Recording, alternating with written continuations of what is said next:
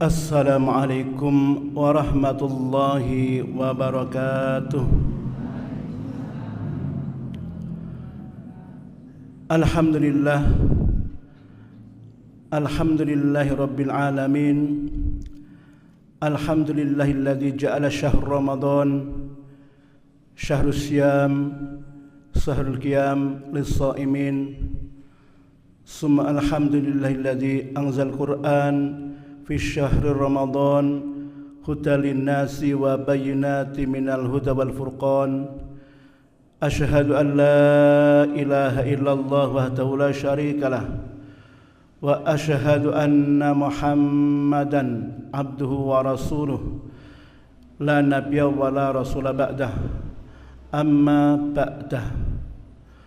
Faya ayyuhal hadirun usikum wa nafsi bittaqwallah faqad fazal muttaqun.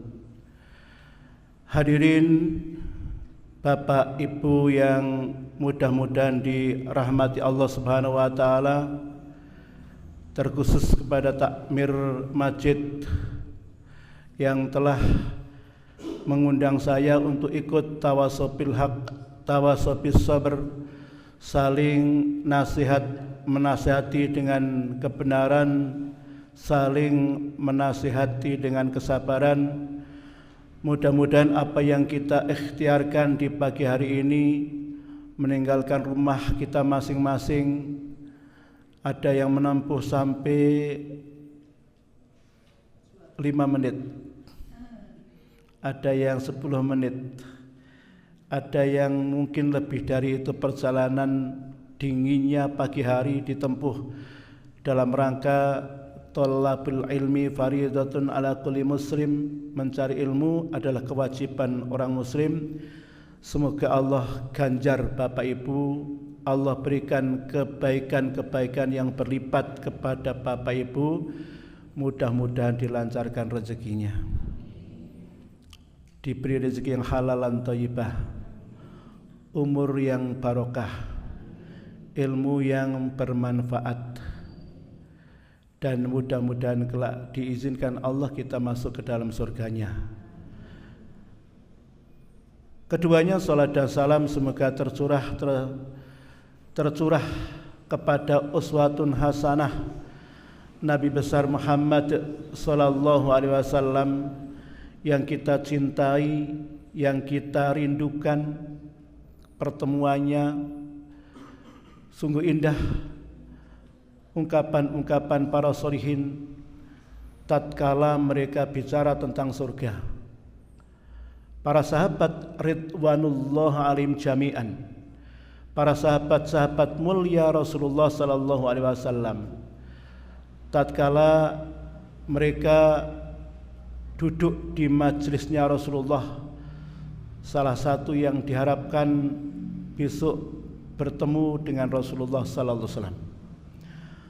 Makanya dalam sebuah kitab yang terjemahnya adalah surga bersama dengan Rasulullah, di surga bersama dengan Rasulullah, itu sahabat-sahabat bertanya kepada Rasulullah, ya Rasulullah, apakah kelak di akhirat kita akan berjumpa dengan Engkau? Engkau menempati posisi yang dijamin Allah pasti masuk ke dalam surganya, sedangkan kami tidak tahu. Engkau akan mendapatkan kemuliaan-kemuliaan di surga, mendapatkan derajat yang tinggi. Apakah ketika itu kami bisa bertatap muka denganmu? Maka Rasulullah memberi harapan kepada sahabat dengan harapan masih bisa bertemu dengan Rasulullah jika mereka hidupnya berusaha mengikuti sunnahnya sampai kepada kematiannya. Sehingga dalam keterangan ulama-ulama menyampaikan salah satu tingkatan yang paling tinggi di antara tingkatan-tingkatan yang diimpikan oleh orang yang beriman adalah akhirat. Di akhirat tidak hanya mendapatkan surganya Allah, tidak hanya mendapatkan kenikmatan-kenikmatan taman-taman surganya, tidak hanya mendapatkan sungai-sungai surganya, gelas-gelasnya, rumah-rumahnya, istana-istananya, bidadari-bidadarinya, tapi mereka menikmati keindahan jika bertatap muka dengan Rasulullah sallallahu alaihi wasallam. Mudah-mudahan kita mendapatkan syafaatnya. Mudah-mudahan kita dituntun oleh Rasulullah masuk ke dalam surganya. Karena Rasulullah dalam suatu riwayatnya menyampaikan, beliaulah orang yang pertama kali diizinkan Allah membuka pintu surga. Malaikat menunggu di pintu dan kemudian bertanya, siapa engkau? Saya Muhammad bin Abdullah. Rasulullah. Maka kemudian engkau sudah ditunggu-tunggu untuk membuka pintu surga. Dan kita berharap kita reuni di sana. Hadirin Bapak Ibu yang saya hormati, sungguh ketika kita sudah berada di Ramadan, apalagi mulai pertengahan Ramadan, kita sering menjumpai para alim, para guru kita, para asatid sudah menyampaikan materi-materi yang insyaallah berlapis-lapis, bagus-bagus semuanya. Dan materi yang akan saya sampaikan insyaallah adalah pengulangan-pengulangan dari para asatid yang lebih baik daripada saya. Dan mudah-mudahan tidak membosankan. Para bapak, para ibu, saya tertarik dengan sabda Rasulullah sallallahu alaihi wasallam dan memang menarik. Dalam salah satu hadis yang Rasulullah ajarkan kepada kita tentang apa yang dilakukan Rasulullah di malam hari. Dalam sabdanya, An Ibni Abbas qol, dari sahabat yang bernama Ibnu Abbas. Ibnu Abbas itu adalah putranya Abbas bin Abdul Muthalib. Nama aslinya terkenal dengan Abdullah bin Abbas. Dia berkata, Kana Rasulullah sallallahu alaihi wasallam ajwadan nas. Adalah Rasulullah sallallahu alaihi wasallam orang yang paling lembut, orang yang paling lembut di antara manusia. Wa kana ajwadu ma yakunu fi Ramadan. Rasulullah sallallahu alaihi wasallam pada bulan Ramadan akan semakin lembut. Lembut itu bisa bermakna sangat santun, bisa bermakna sangat mudah tersenyum, bisa bermakna bermurah hati, bisa bermakna suka sekali untuk menginfakkan hartanya. Lembut sekali. Apalagi di bulan Ramadan.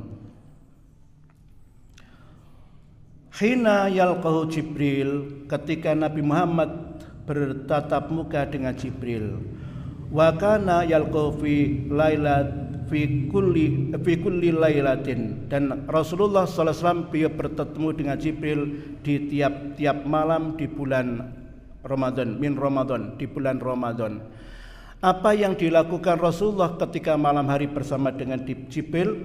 Wa yudarisuhul Quran. Nabi Muhammad malam hari setor hafalan Al-Quran kepada Jibril. Malam hari murajaah ayat per ayat, surat per surat, juz per juz kepada Jibril alaihissalam. Apa akibat Nabi Muhammad malam hari beliau duduk bersama Jibril? Fala Rasulullah sallallahu alaihi wasallam ajwatu bil khair min rihil mursalati. Karena pertemuan dengan Jibril di malam hari, akibatnya pagi hari beliau lebih lembut daripada angin yang berhembus, lebih penyantun, lebih penyayang, auranya menyenangkan, tangannya ringan untuk menginfakkan. Itu akibat, itu buah dari Rasulullah bertatap muka dengan Jibril.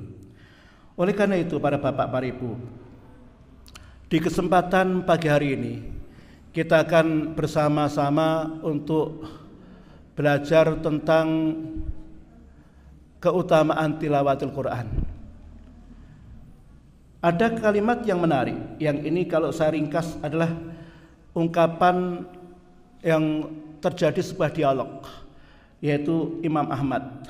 Ketika ada dialog, pada waktu orang baca Quran itu disampaikan tentang orang yang baca Al-Quran, disampaikan bifahmin au bi ghairi fahmin. Baca Al-Quran itu harus paham atau tidak untuk mendapatkan pahala itu. Harus paham atau tidak, harus tahu terjemahnya atau tidak untuk mendapatkan pahala itu. Maka disampaikan qala bifahmin au bi ghairi fahmin. Baik orang yang paham maupun yang tidak paham, itu kedua-duanya tetap mendapatkan pahala dari Allah.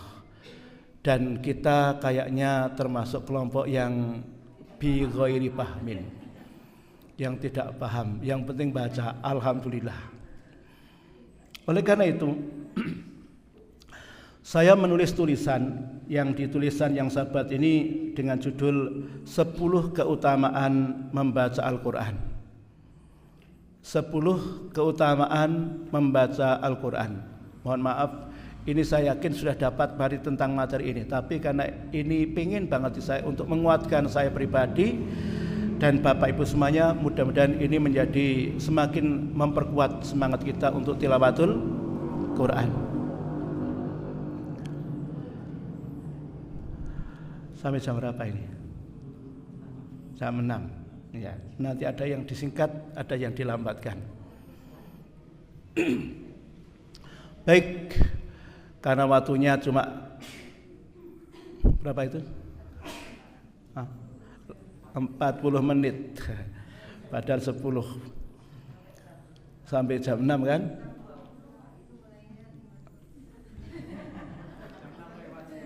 Masya Allah, Ibu nggak terima. Bapak lebih cepat lebih baik. Enggak.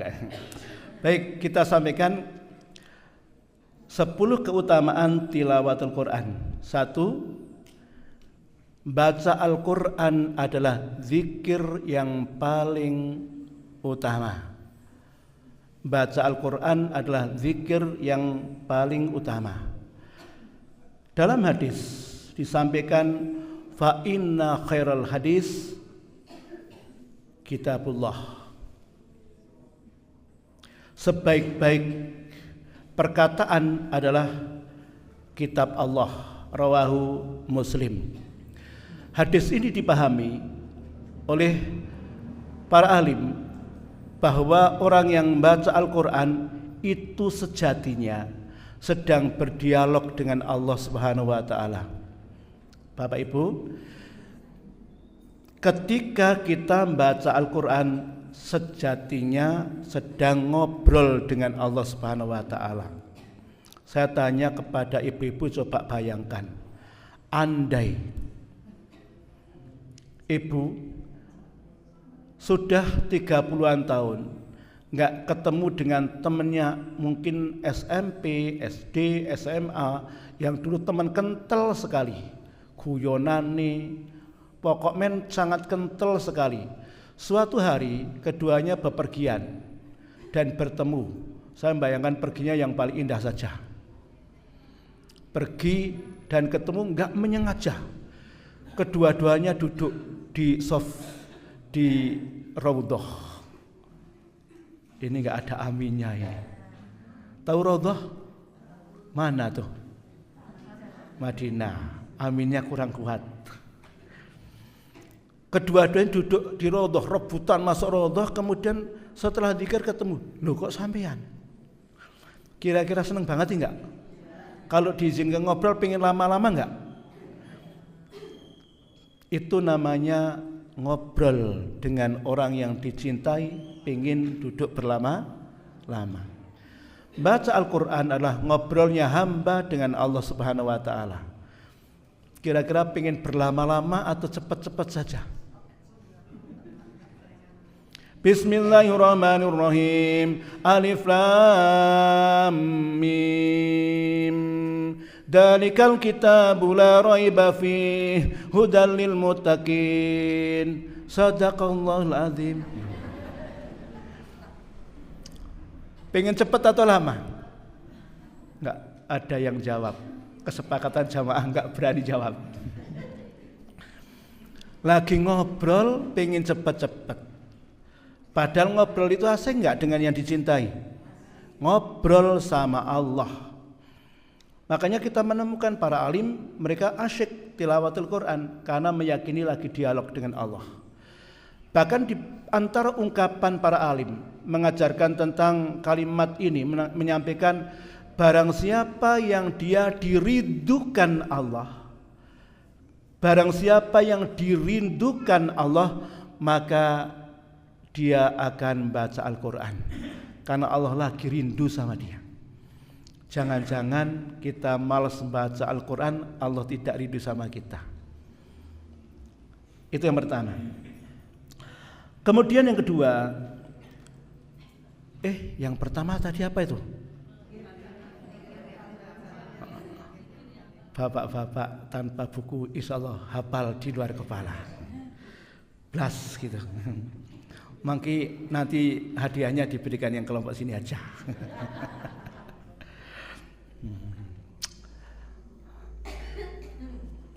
Ibu-ibu mau diberi hadiah? Masya Allah, sudah punya uang aja sama semua. Yang kedua adalah memberi syafaat kepada pembacanya. An Abi Umamah radhiyallahu anhu qol, dari sahabat mulia namanya Abu Umamah, mudah-mudahan Allah meridhai kepadanya, dia berkata, sami'tu Rasulullah sallallahu alaihi wasallam, aku mendengar Rasulullah sallallahu alaihi wasallam bersabda, Iqra'ul Qur'an fa innahu ya'ti yaumal qiyamah safi'an li ashabihi, rawahu Muslim. Bacalah Al-Quran,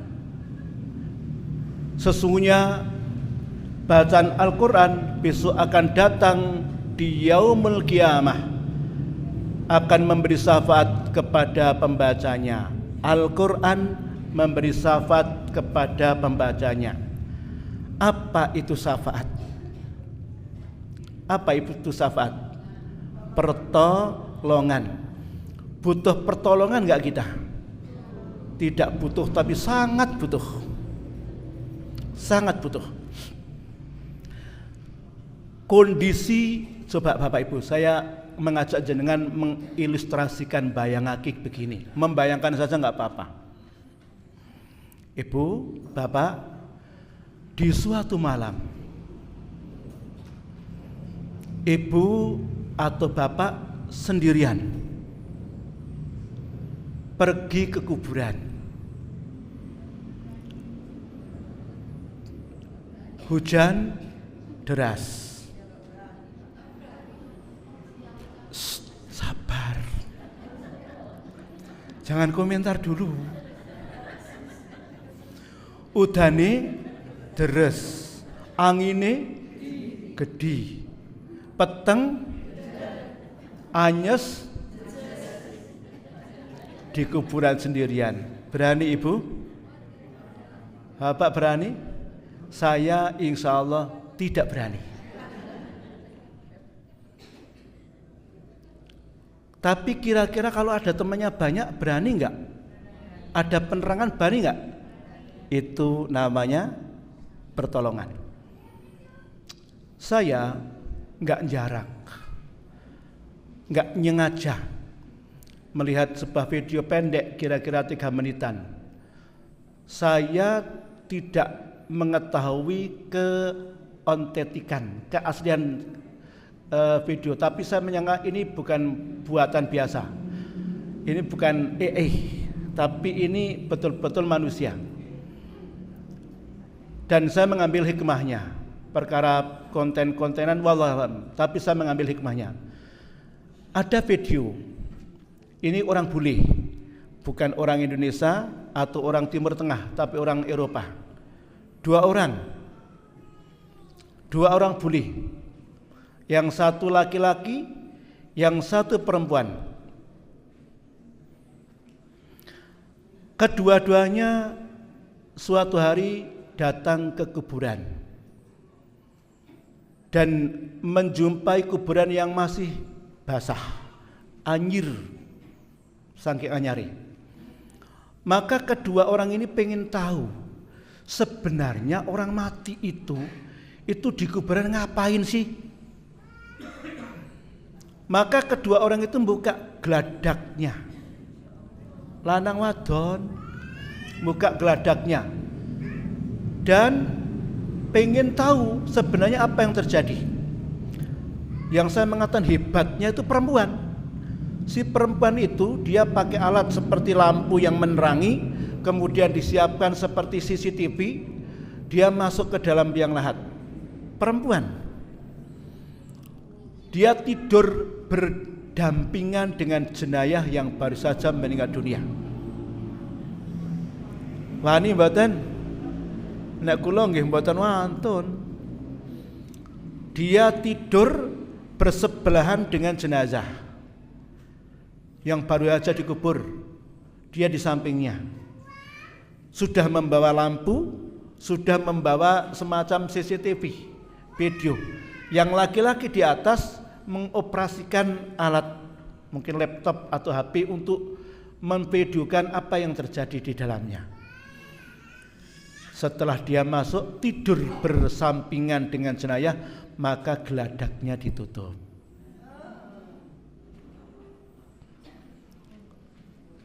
Lampunya terang di dalamnya. Dan tidak begitu lama sang jenayah bergerak.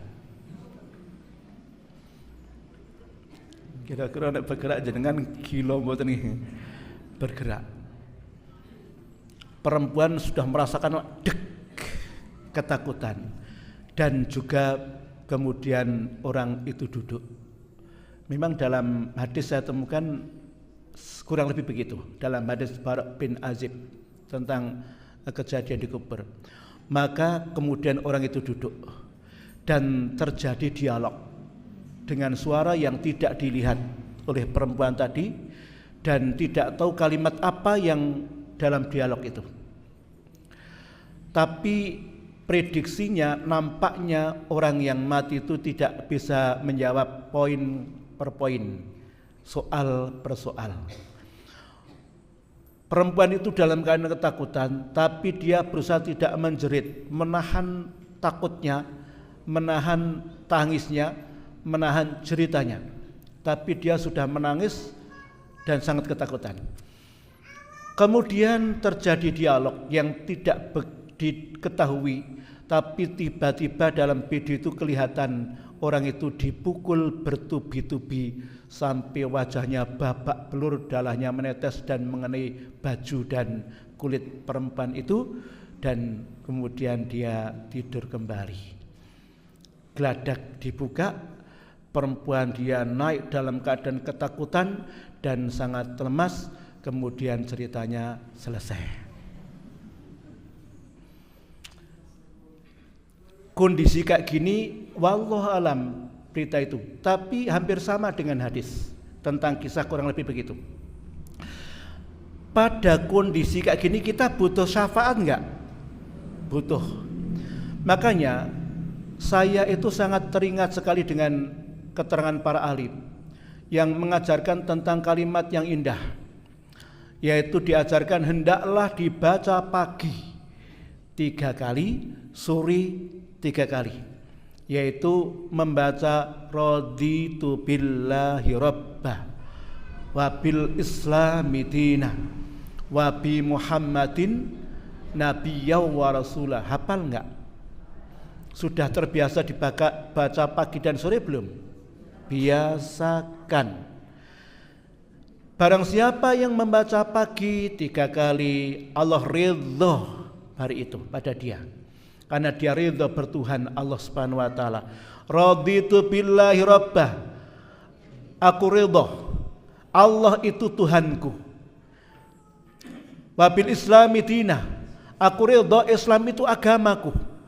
Wa bi Muhammadin nabiyya wa rasulah, dan aku ridho Nabi Muhammad adalah rasulku. Tidak ada yang sebaik Allah Subhanahu wa taala. Ketika Allah memberi soal, sekaligus Allah memberikan jawaban. Para guru, bapak, ibu, enggak ada guru memberi soal kepada muridnya, nak besok ulangan soalnya ini, jawabannya ini. Ada enggak? Enggak ada. Allah gitu? Allah sebelum kita meninggal sudah diajarkan. Man rabbuka? Jawabannya Allah. Man nabiyuka? Muhammad. Ma kitabuka? Al-Quran. Ma dinuka? Islam. Sudah diberi soal dan jawaban belum? Sudah belum? Besok akan ditanya tuh. Ketika kita di alam kubur ditanya, soal jawab kayak gini mudah nggak sekarang? Mudah nggak? Mudah. Kira-kira besok ketika itu mudah atau sulit? Maka para alim mengajarkan kepada kita, tatkala mereka membiasakan di dunianya raditu billahi rabba wa bil islami dina wa bi muhammadin nabiyya wa rasulah, pagi dan sorenya Allah berhak membimbing hambanya ketika ditanya, karena jawaban itu jadi mudah. Biasakan kalimat ini, biasakan kalimat itu agar kita dimudahkan Allah Subhanahu wa taala. Dan ketika itu maka amal-amal kita datang. Salah satu amal adalah tilawatul Quran mendampingi kita. Dalam hadis disampaikan Rasulullah sallallahu alaihi wasallam, amal kita salah satu adalah tilawatul Quran, disampaikan dalam bentuk yang paling bagus fisiknya. Pakaiannya harum dan sangat bersih, dan kemudian berkata, aku adalah amalmu. Asik enggak? Halo? Mededek kayak gini. Baik, kemudian yang ketiga, membaca satu huruf memperoleh 10 kebaikan. An Ibnu Mas'ud radhiyallahu anhu qala, dari sahabat Ibnu Mas'ud, mudah-mudahan Allah meridhai kepadanya, dia berkata, qala Rasulullah sallallahu alaihi wasallam, Nabi Muhammad Rasulullah sallallahu alaihi wasallam bersabda, man qara'a harfan min kitabillah falahu hasanatun wal hasanatu bi asri amsalihha, la aqul alif lam mim harfun walakin alifun harfun wa lamun harfun wa mimun harfun, rawahu Tirmidzi. Nabi Muhammad sallallahu alaihi wasallam beliau bersabda, barang siapa yang membaca satu huruf dari kitab Allah Al-Quran, maka baginya satu kebaikan. Satu kebaikan itu dibalas dengan 10 kali lipatnya. Aku, kata Rasulullah, tidak mengatakan alif lam mim itu satu huruf, tapi alif satu huruf, lam satu huruf, mim satu huruf. Berarti kalau kita cuma baca alif lam mim, berapa kebaikan? Berapa? Iya. Bismillahirrahmanirrahim. Berapa huruf? Berapa hadiahnya ini? Kurang. Yuk, yang jawab siapa? Seluruh jamaah sepakat belum siap. Yang saya pelajari itu jumlahnya 19. Berarti berapa kebaikan? Berapa kebaikan? 190 kebaikan. Tapi ini masalah iman. Jenengan jangan terlalu transaksional. Betul? Aku sudah baca satu lembar ya, berapa huruf ini? Enggak usah. Pokok men yakin Allah itu tahu, paham? Dan ketahuilah Bapak Ibu, di bulan Ramadan yang 10 kebaikan satu huruf itu Allah lipat-lipatkan tak terbatas. Tilawatul Quranlah kita semuanya. Kemudian yang keempat, orang yang mahir membaca Al-Quran bersama dengan malaikat. Orang yang mahir membaca Al-Quran bersama dengan malaikat. An Aisyah radhiyallahu anha qalat, dari ibunda Aisyah, mudah-mudahan Allah meridhai kepadanya, dia berkata, qala Rasulullah sallallahu alaihi wasallam, Nabi Muhammad Rasulullah sallallahu alaihi wasallam bersabda, alladzi yaqra'ul Qur'an wa huwa mahirun bihi ma'as-safaratil kiramil bararah. Barang siapa yang membaca Al-Quran lancar, maka dia berteman dengan malaikat, dalam garis kurung malaikat Jibril.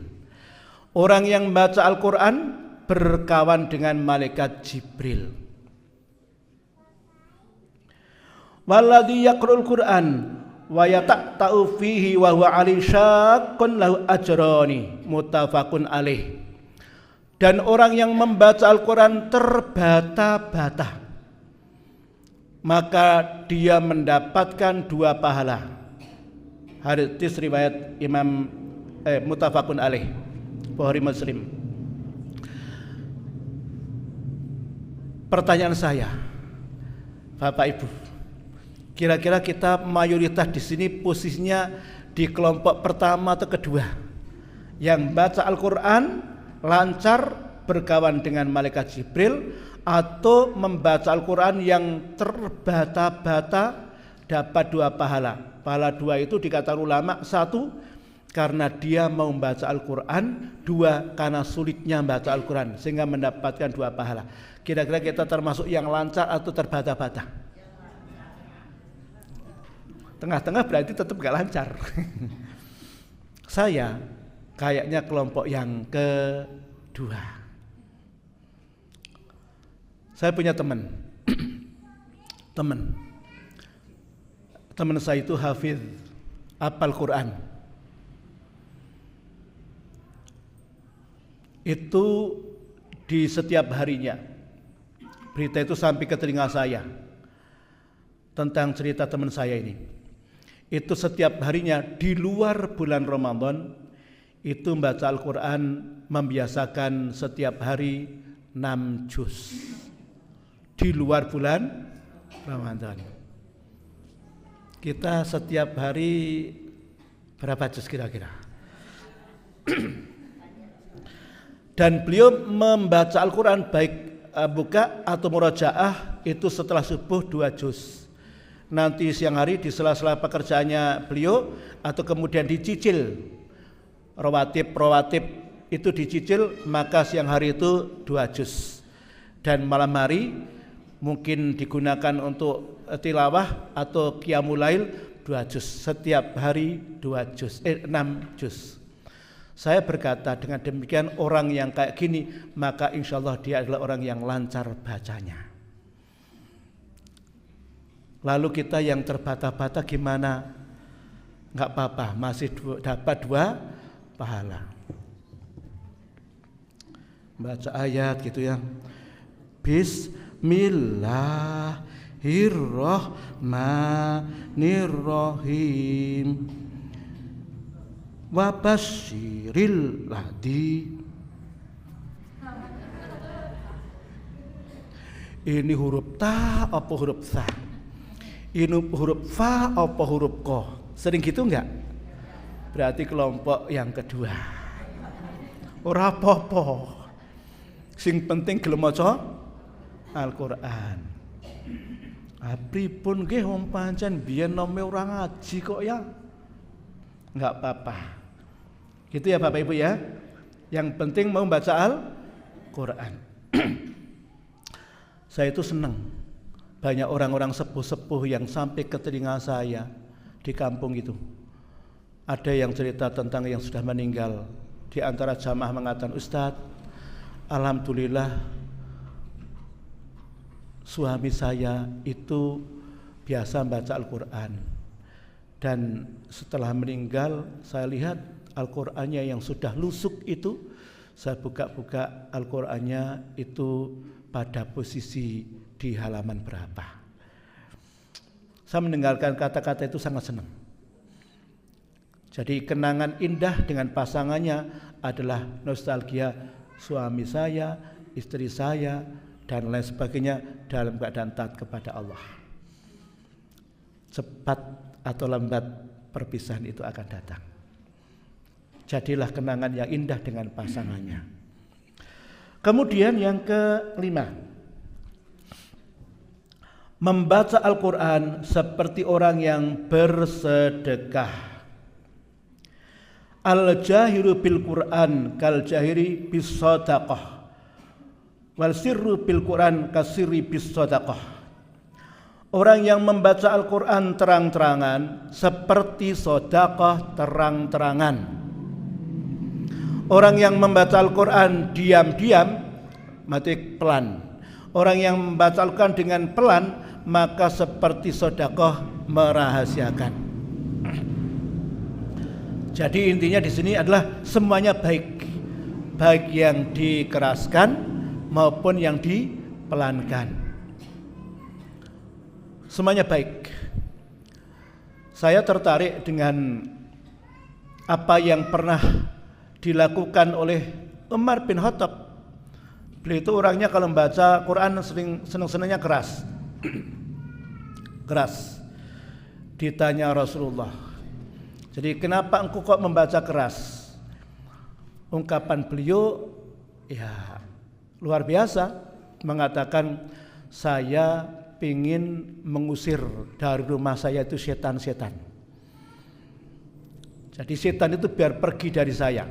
Makanya kita menemukan tentang asar, tentang bekas-bekas kebaikan itu kan, bahwa sejauh mana suara muadzin, gitu kan?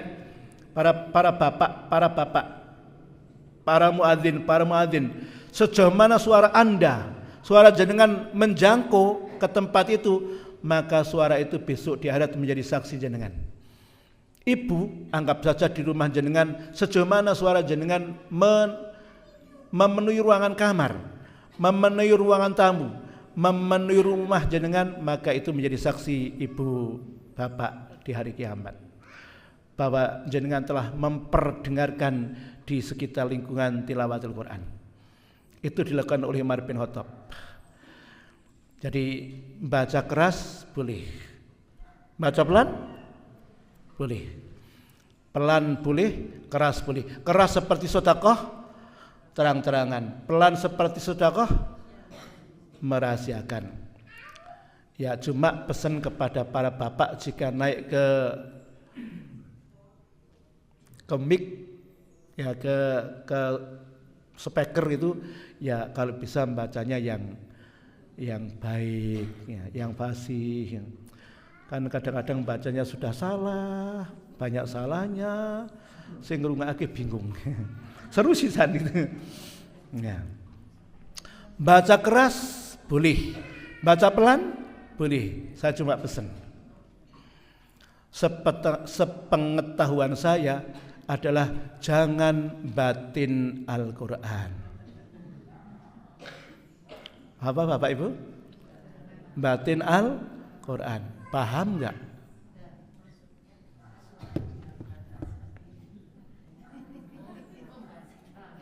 Apa mana maksud pun?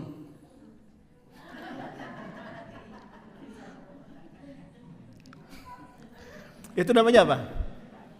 Batin Al-Quran. Jangan, karena Al-Quran itu ada yang harus dikeluarkan, namanya makharijul huruf. Jadi huruf-hurufnya harus keluar. Mana ha, mana a, mana gha, mana ta, mana, macam-macam huruf itu harus dikeluarkan, baik pelan maupun keras. Saya pernah belajar di Boyolali ketika dulu masih agak muda. Itu belajar tentang namanya daurah Al-Quran, tentang Al-Quran. Ternyata di dalam pelatihan tentang Al-Quran itu, di sana diajarkan tentang huruf-huruf Al-Quran itu menurut pandangan kesehatan medis. Masya Allah Bu, Pak. Ternyata huruf-huruf dari Al-Quran ketika dibaca dengan baik hak-haknya, kha, a, to, gha, a, ko, itu dibaca dengan baik-baik, itu sangat baik bagi organ tubuh kita, sel-sel tubuh kita, hormon-hormon di dalam tubuh kita. Saya punya tulisannya tapi saya lupa nggak dibawa. Jadi huruf kha faedahnya bagi kesehatan apa? Ini semuanya dibahas menurut pendapat pakar kesehatan yang membidangi dengan dunia Quran, membidangi Al-Quran. Saya ketika mempelajari ini kemudian saya punya kesimpulan. Kesimpulannya saya mengatakan jika teori tentang huruf-huruf makhorijul huruf yang keluar dari bacaan Al-Quran yang dibaca oleh si pembacanya itu benar, menurut teori kesehatan tadi, huruf-huruf berefek pada diri manusia, saya hanya mengatakan shadaqallahul azim, maha benar segala firman-Nya. Bukankah Allah menyampaikan wa nunazzil Qur'anu ma huwa syifa? Bukankah kami turunkan Al-Quran itu menjadi obat? Al-Quran itu Allah sendiri mengatakan, dan kami turunkan Al-Quran itu menjadi obat. Yang ngomong gitu siapa? Allah. Allah sendiri menyampaikan, dan kami turunkan itu menjadi obat. Ketika seorang mukmin meyakini bahwa Al-Quran itu menjadi obat, maka bisa dimaknai obat itu kan kesehatan, bisa untuk fisiknya, bisa untuk ruhnya, badannya, hatinya. Betul kira-kira enggak, Bu? Ya, coba yang keenam, kita bahas yang keenam.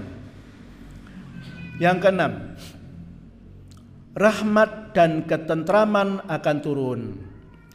Majma'a qaumun fi baitin min buyutillah yatluna kitaballah wa yatadarasunahu bainahum illa nazalat alimus sakinah wa ghasyatuhumur rahmah wa khaffatuhul malaikah wa dzakarallahu fi man indah.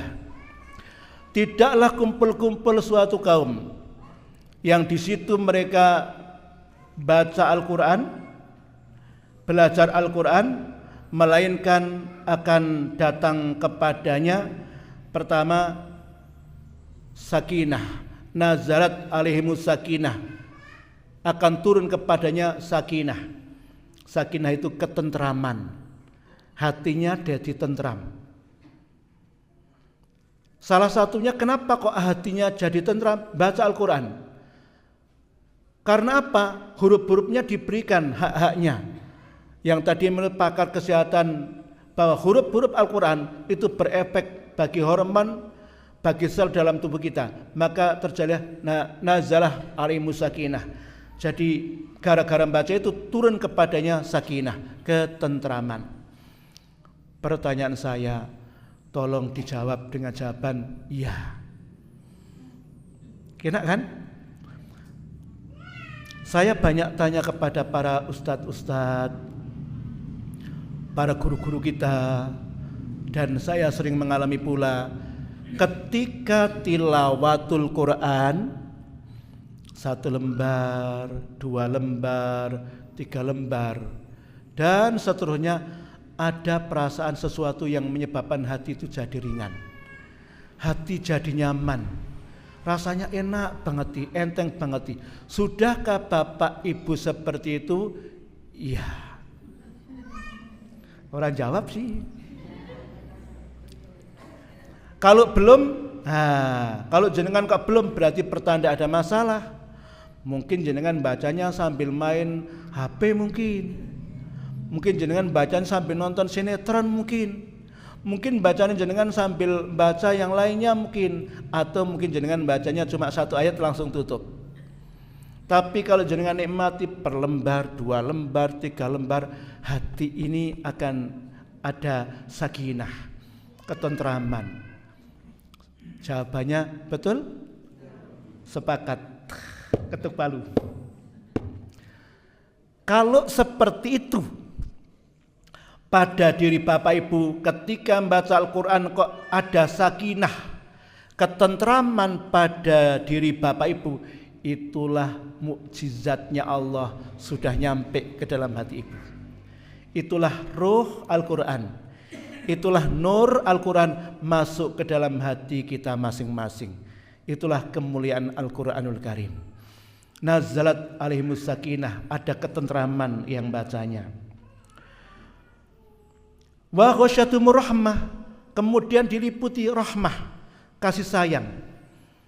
Kasih sayang, ada perasaan mudah, ternyuhan, senang dengan kebaikan, itu akibat tilawatul Quran.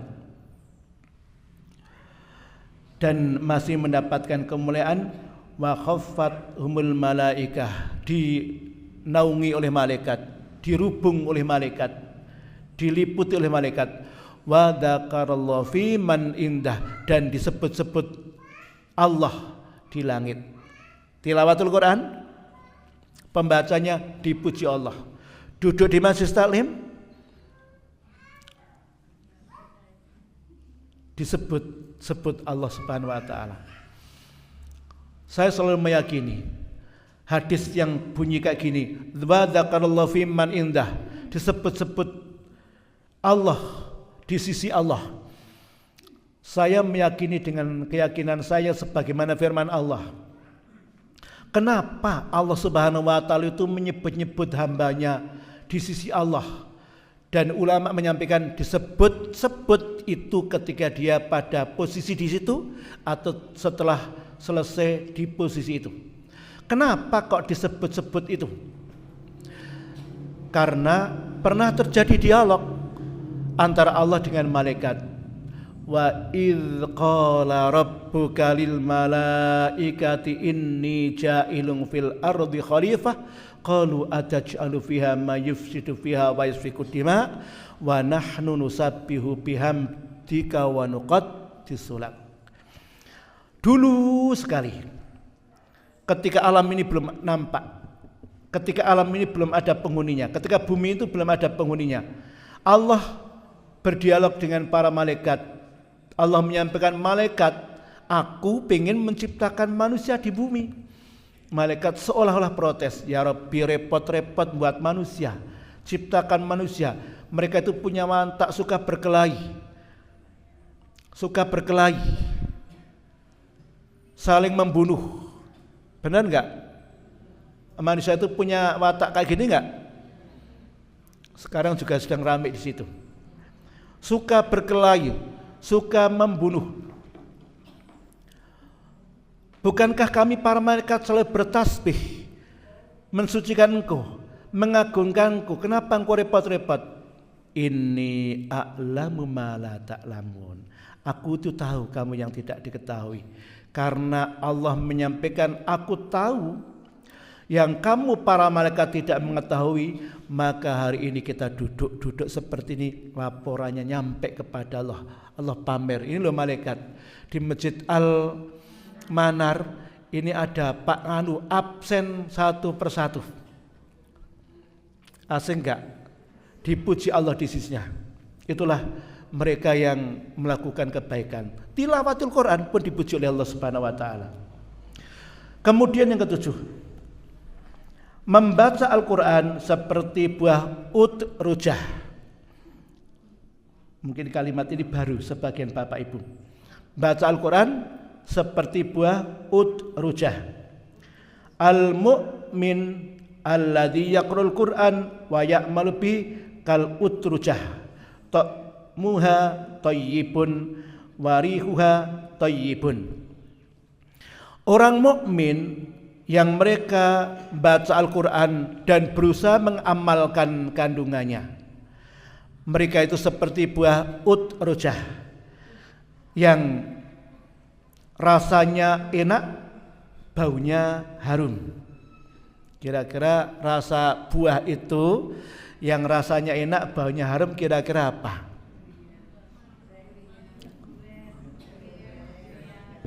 Durian, anak sing suka? Rupane api, rasane enak, baune wangi, kira-kira apa? Durian rupane api apa? Menurut ulama yang saya dapat itu nek ukuran di tempat kita seperti buah jeruk. Ya enggak apa-apa jenengan durian, tapi di Mekah itu enggak ada pohon durian. Nggak ada pohon durian panen di Mekah itu nggak ada kayaknya. Jangan-jangan buah durian saja sulit untuk ditemukan di tanah Arab. Sehingga mereka nggak bisa bayangkan jenengan mengatakan durian jenengan yang langsung bayangkan jenengan di Indonesia. Tapi di sana kayaknya sangat kesulitan. Nek jeruk insyaallah jenengan kalau ke sana di mana-mana toko-toko akan ditemukan, betul? Pernah datang ke Mekah kemudian lihat buah durian? Kayaknya. Sepengetahuan saya belum saya lihat. Tapi kalau jeruk insyaallah banyak kita lihat. Baunya harum, rupanya bagus, rasanya enak. Itu utrujah. Jadi kalau kita itu ahli baca Al-Quran, suka berusaha mengamalkan Al-Quran, itu seperti buah jeruk itu. Dipandang enak, berinteraksi enak. Wal mu'min alladzi la yaqra'ul Qur'an wa ya'malu bih katamrah ta'muha thayyibun wala rihwa laha. Adapun orang mukmin yang enggan baca Al-Quran, maca Al-Quran keset, apa maneh ngamal ki, maca Quran keset, maka dia seperti buah tamroh. Tamroh itu kurma, rasanya enak, baunya nggak ada. Kira-kira kalau kita bisa membayangkan ini, milih yang mana? Milih yang utrujah. Itulah keutamaan tilawatul Quran. Kemudian yang ke-8, Pak sudah hafal ini. Yang ke-8, membaca Al-Quran lebih baik daripada mendapat unta. Masya Allah, membaca Al-Quran lebih baik daripada mendapatkan hadiah unta. Dari Abu Hurairah radhiyallahu anhu qala, atuhibbu ahadukum idza raja ila ahli an yajida fihi salasa khalifat idam siman.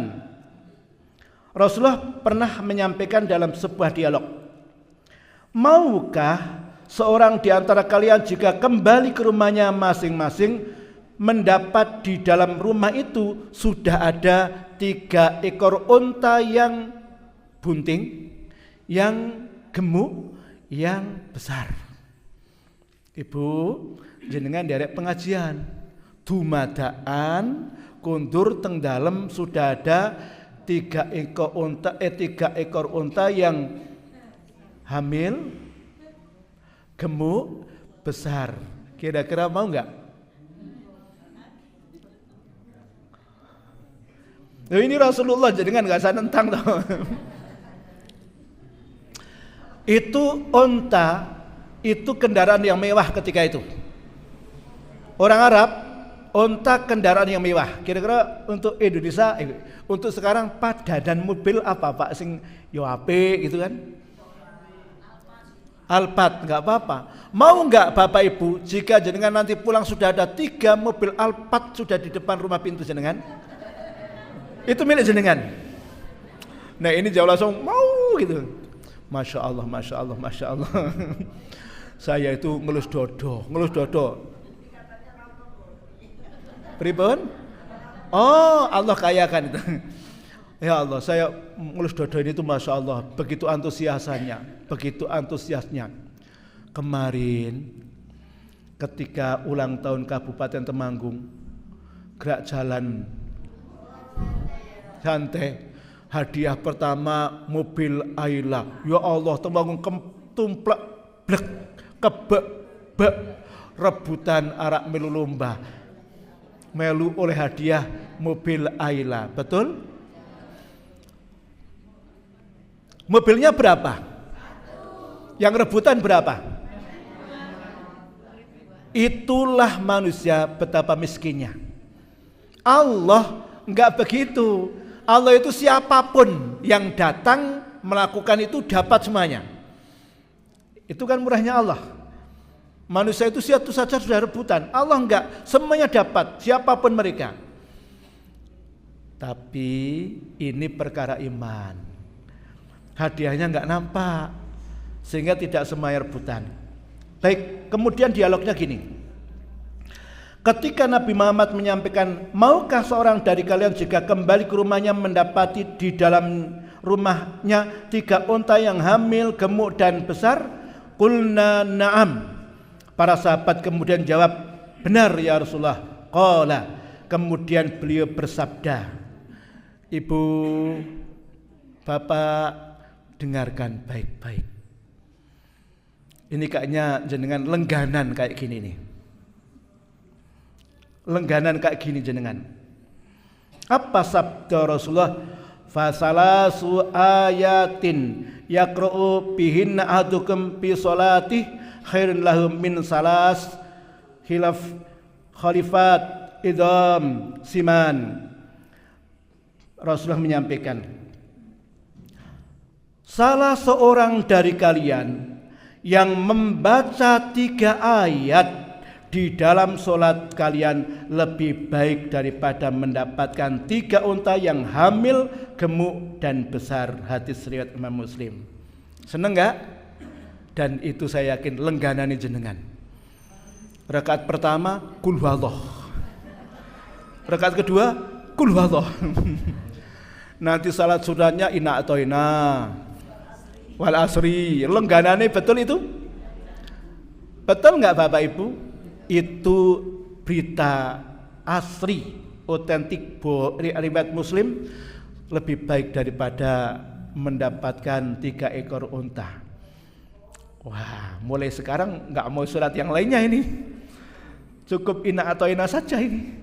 Wal asr idaja, kan 3 ayat. Mes mungkin ngopong bu, wah sini saya sudah dapat unta gitu. Ini menunjukkan betapa sedikit pun sudah mendapatkan berita itu, apalagi semakin banyak. Ya. Kemudian yang ke-9.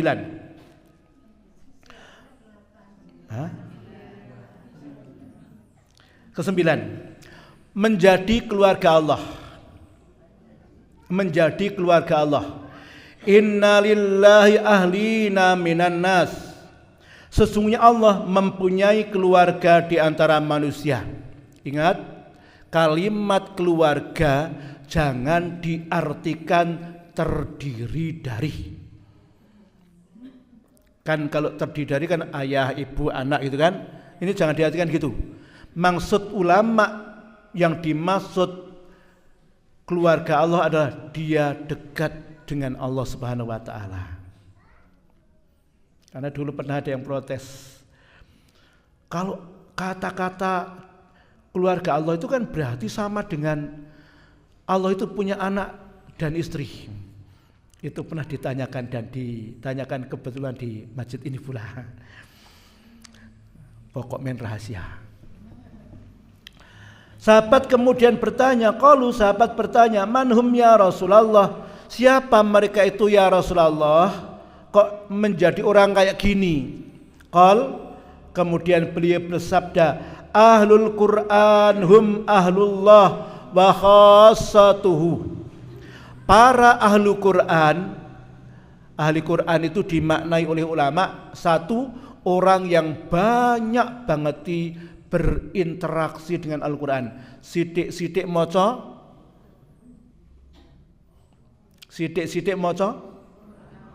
maca HP apa Al-Quran? Sidik-sidik maca Al-Quran, sidik-sidik maca Al-Quran. Yang kedua adalah orang-orang yang hafid. Jadi hafal Al-Quran. Jadi dua-duanya masuk. Al-Quran hum ahlullah. Para ahli Quran, mereka adalah keluarganya Allah, wa khassatuh, dan mereka adalah orang-orang pilihan. Kalau ingin jadi keluarganya Allah dan pilihannya Allah dengan syarat banyak-banyak membaca Al-Quran. Sebentar ya Pak, sebentar ya, minta izin dulu, belum selesai. Masih boleh tambah? Baik. Kemudian kita percepat. Yang ke-10, membaca Al-Quran di akhirat ditinggikan kedudukannya. Membaca Al-Quran di akhirat ditinggikan kedudukannya. Hadis dari Abdullah bin Amr, Rasulullah SAW bersabda, yuqalu li sahibil Qur'an iqra wartaqi warattil kama kunta turittal walakum ulang ya. Iqra wartaqi warattil kama kunta turattil fid dunya fa inna manzilaka inda akhir ayah taqra'uha. Rasulullah menyampaikan, dikatakan kepada orang-orang yang membaca Al-Quran, para ahlu baca Al-Quran, dalam keterangan yang lain dikatakan hafal Quran, besok di akhirat, berarti ini masalah iman lagi, keyakinan lagi, besok di akhirat akan disampaikan, bacalah dan naiklah serta tartillah sebagaimana engkau di dunia mentartilkannya, karena kedudukanmu adalah pada akhir ayat yang engkau baca. Hadis Abu Daud, Tirmidzi dan Ibnu Hibban. Jadi hadis ini menyampaikan tentang para ahlul Quran, dan pendapat yang saya dapat para penghafal Al-Quran, mereka adalah orang-orang besok mendapatkan kedudukan yang tinggi dan disuruh murojaah dengan Allah. Ibu tahu murojaah? Setor hafalan. Besok dengan Allah, Pak. Dalam satu keterangan saya dapat, jenengan baca berapa ayat, berapa surat, berapa juz yang jenengan hafal. Bismillahirrahmanirrahim, satu tangga. Alhamdulillahirabbil alamin, dua tangga. Ar-Rahmanirrahim, tiga tangga. Jenengan nanti pada posisi hafalan yang keberapa, dan itu tangga itu menjadi tempat jenengan yang paling tinggi. Hafalan jenengan berapa juz? Jawabannya ringan. Matur nuwun, sing penting mlebu swarga, Ustaz. Makanya saya pernah mendapatkan keterangan di antara para alim dan beberapa keterangan yang saya baca di kitab itu, besok bisa saja orang mukmin itu mereka dalam satu kompleks surga yang sama. Ada Firdaus, ada Khuldi, ada Ma'wa, ada Darussalam dan lain-lain. Mereka bisa satu kompleks. Anggap saja kita, kan nggak apa-apa tuh kita berandai-andai yang baik. Anggap saja kita besok sama-sama di surga yang sama. Kompleknya sama, namanya misalnya Darussalam lah, surga Darussalam. Sama kompleknya namanya surga Darussalam, tapi perumahannya beda-beda. Sama nama kompleknya, tapi tempat tinggalnya beda-beda. Ada yang biasa, ada yang bagus, ada yang sangat bagus, ada yang VVIP, ada yang VIP. Kenapa kok begitu? Karena amal-amalnya.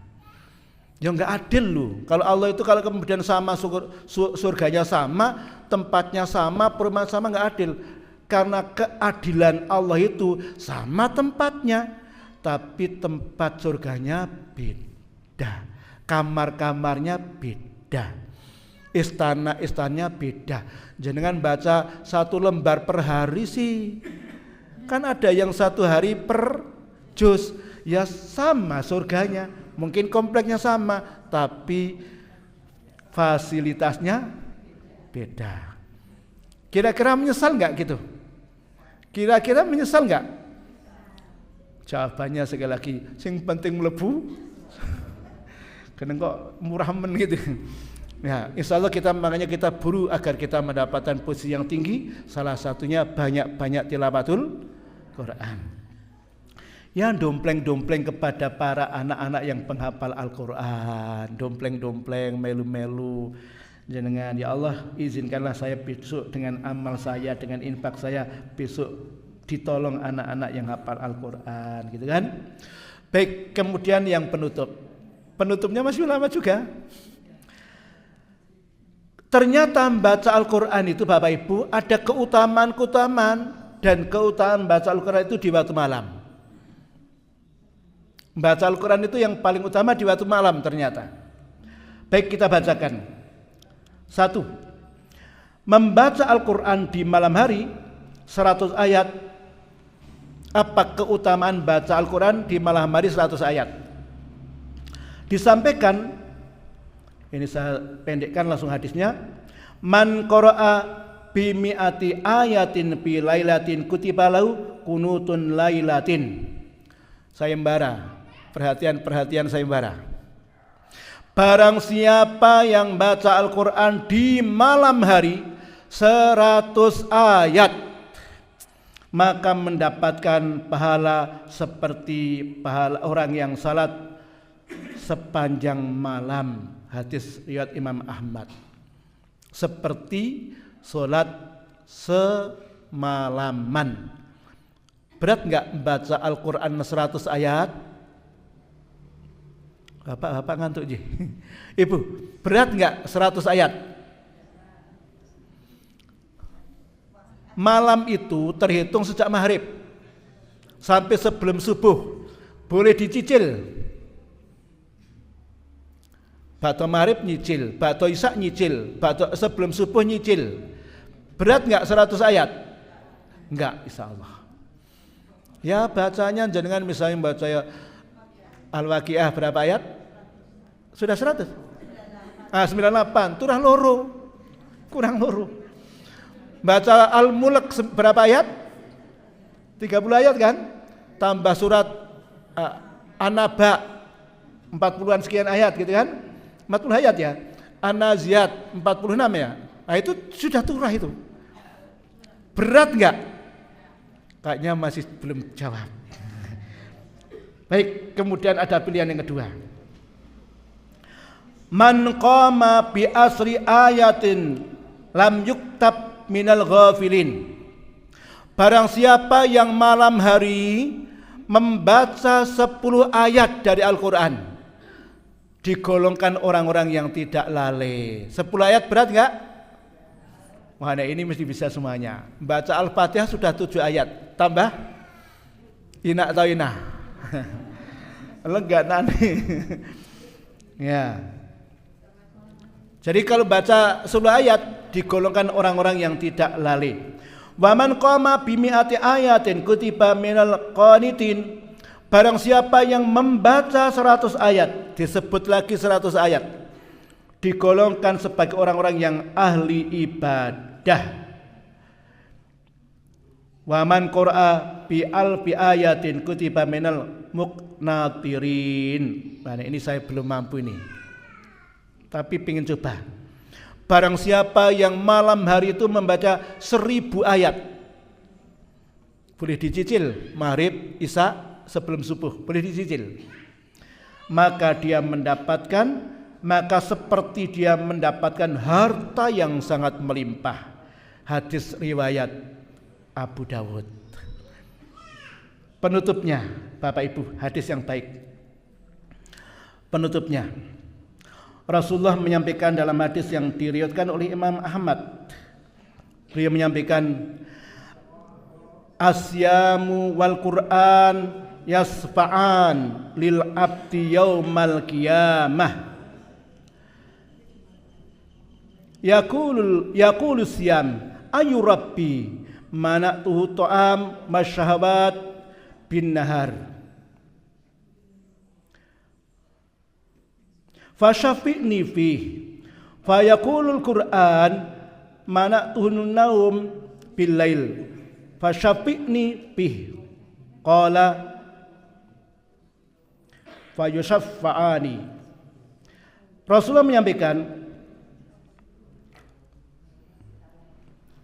amalan puasa besok akan datang di hadapan Allah Subhanahu wa taala, akan memberi syafaat kepada orang yang berpuasa. Maka amalan puasa akan berkata kepada Allah, kepada Rabb, "Duh Tuhanku, hambamu ini dia rela siang hari lapar-lapar, lemas-lemas, menahan syahwat karena berpuasa untukmu. Syafaatilah dia. Pertanyaan saya, puasa itu capek, lapar nggak siang hari? Lemes nggak? Mudah-mudahan puasa besok ngomong di hadapan Allah begitu. Kemudian Al-Quran berkata, ya Rabbi, hambamu ini dia capek-capek di malam hari tilawatul Quran, menahan kantuknya karena baca Al-Quran, berilah syafaat kepadanya. Maka kemudian Allah menjawab, akan aku beri syafaat. Amalan puasa menjadi syafaat bagi pembacanya, amalan tilawatul Quran menjadi syafaat bagi para pembacanya. Ibu minta izin boleh? Boleh? Boleh. Tolong bukunya ditutup.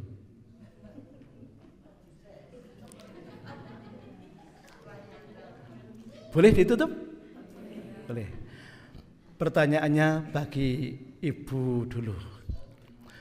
Sebutkan 5 tanpa berurutan, yaitu 10 kemuliaan tilawatul Quran. Satu orang ngajang-ngajang. Bapak lebih baik diam karena tawaduknya. Ibu? Monggo. Bagus. Sahabat.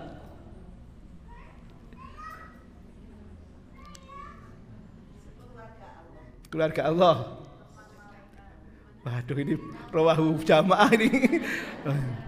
Baik. Wah, karena jamaah yang jawab. Ya sudah, itu ibu aja ibu. Ini bu, ini kenangan untuk ibu. Ibu, ini untuk jenengan. Mau nggak? Oh ya, Pak, ada yang membaca ini?